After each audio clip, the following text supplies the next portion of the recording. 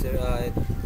Ito pala yung final exam namin sa CC and IT.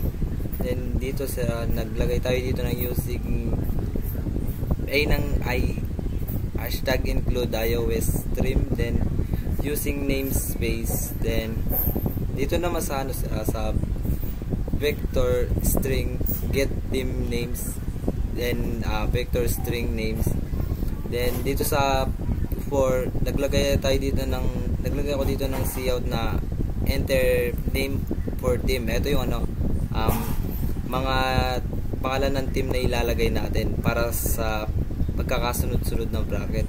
Bali dito yon dito sa void generated schedule. Then kapag nalagyan na natin ng pangalan yung mga teams, bali lilitaw na nun yung game schedule nila. Then dito sa main function na int main try, tas naglagay tayo na cout na enter the number of volleyball teams.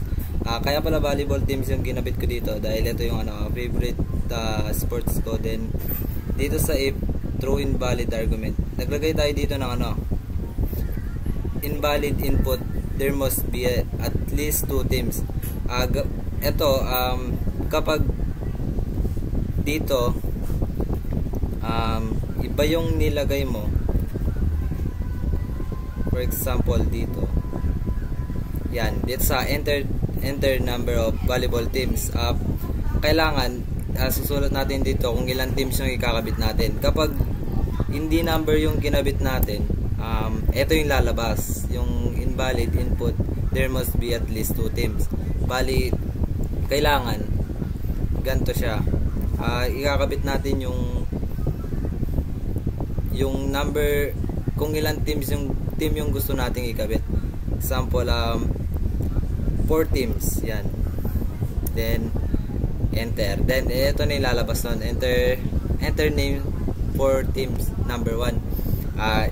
Example natin lalagyan natin Karasuno,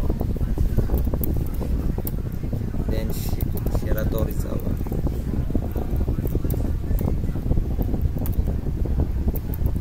then Haikyuu, tapos Little Giant,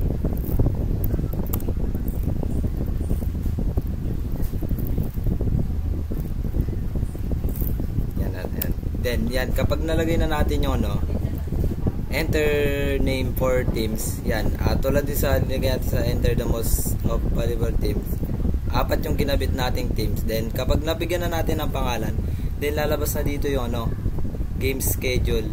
Ito yung bracket nila. Then yun po sir, ito na po yung final result ng code na ginawa ko. Then good day sir.